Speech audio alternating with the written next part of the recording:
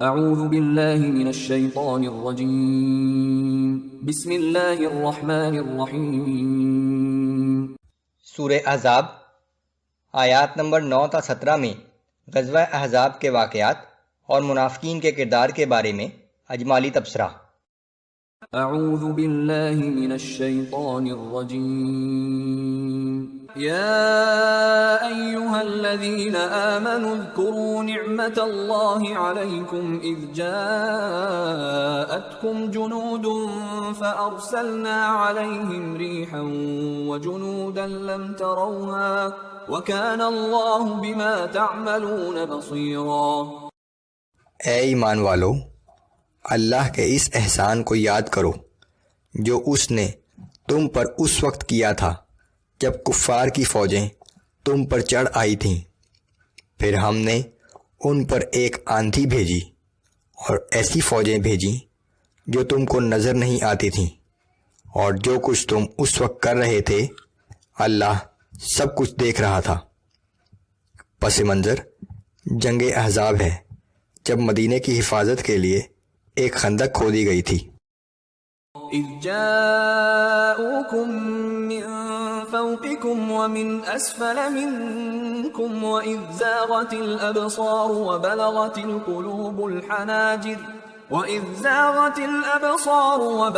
القلوب الحناجر وتظنون باللہ الظنونا۔ جب دشمن کے لشکر مشرقی سمت میں اوپر کی جانب سے اور مغربی سمت میں نیچے کی جانب سے تم پر چڑھ آئے تھے، اور جب خوف کی وجہ سے تمہاری آنکھیں پتھرا گئیں اور دل حلق میں آ رہے تھے، اور تم لوگ اللہ کے بارے میں طرح طرح کے گمان کر رہے تھے۔ هنالك ابتلي المؤمنون وزلزلوا زلزالا شديدا۔ اس موقع پر ایمان والوں کی آزمائش کی گئی اور انہیں بری طرح جھنجھوڑ دیا گیا۔ وَإِذْ يَقُولُ الْمُنَافِقُونَ وَالَّذِينَ فِي قُلُوبِهِم مَّرَضٌ مَّا وَعَدَنَا اللَّهُ وَرَسُولُهُ إِلَّا غُرُورًا۔ اور جب منافقین اور وہ لوگ جن کے دل میں روگ تھا کہنے لگے کہ اللہ اور اس کے رسول نے جو وعدہ ہم سے کیا تھا وہ محض فریب تھا۔ وَإِذْ قَالَتْ طَائِفَةٌ مِّنْهُمْ يَا أَهْلَ يَثْرِبَ لَا مُقَامَ لَكُمْ فَارْجِعُوا۔ اور جب ان منافقین کے ایک گروہ نے کہا کہ اے اہل مدینہ، اب یہاں مزید ٹھہرنا مناسب نہیں ہے، پس واپس اپنے گھروں کو لوٹ چلو۔ وَيَسْتَأْذِنُ فَرِيقٌ مِّنْهُمُ النَّبِيَّ يَقُولُونَ إِنَّ بُيُوتَنَا عَوْرَةٌ وَمَا هِيَ بِعَوْرَةٍ إِن يُرِيدُونَ إِلَّا فِرَارًا۔ اور جب کہ ان میں سے ایک گروہ نبی صلی اللہ علیہ وآلہ وسلم سے یہ کہہ کر واپسی کی اجازت طلب کر رہا تھا کہ ہمارے گھر کھلے ہوئے اور غیر محفوظ ہیں، حالانکہ ان کے گھر غیر محفوظ نہیں تھے، وہ محض بھاگنا چاہتے تھے۔ وَلَوْ دُخِلَتْ عَلَيْهِمْ مِنْ أَقْطَارِهَا ثُمَّ سُئِلُوا الْفِتْنَةَ لَآتَوْهَا وَمَا تَلَبَّثُوا بِهَا إِلَّا يَسِيرًا۔ اور ان منافقوں کا یہ حال ہے کہ اگر مدینہ کے اطراف سے کوئی لشکر شہر میں گھس آئے اور ان کو اپنے ساتھ فتنہ و فساد میں شامل ہونے کے لیے کہے تو یہ بلا تعمل فوراً ان کے ساتھ شریک ہو جائیں گے۔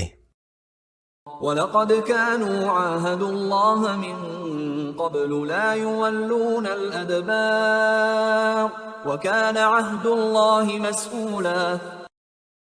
حالانکہ اس سے پہلے یہ لوگ اللہ سے عہد کر چکے تھے کہ وہ دشمن کے مقابلے میں پیٹھ نہ پھیریں گے، اور اللہ سے کیے ہوئے عہد کی باز پرس تو ہو کر رہے گی۔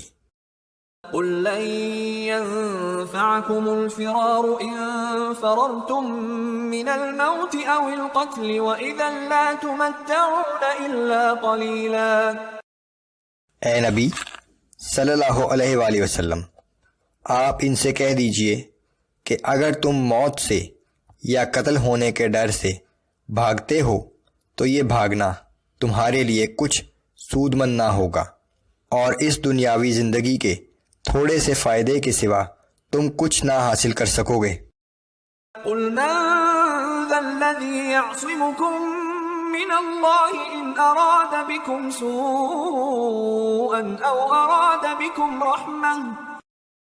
اے نبی صلی اللہ علیہ وآلہ وسلم، آپ ان سے کہہ دیجئے کہ تمہیں اللہ سے کون بچا سکتا ہے اگر وہ تمہیں نقصان پہنچانا چاہے، اور اس کی رحمت کو کون روک سکتا ہے اگر وہ تم پر مہربانی کرنا چاہے۔ ولا يجدون لهم من دون الله وليا ولا نصيرا۔ یہ لوگ اللہ کے سوا کوئی سرپرست اور مددگار نہیں پائیں گے۔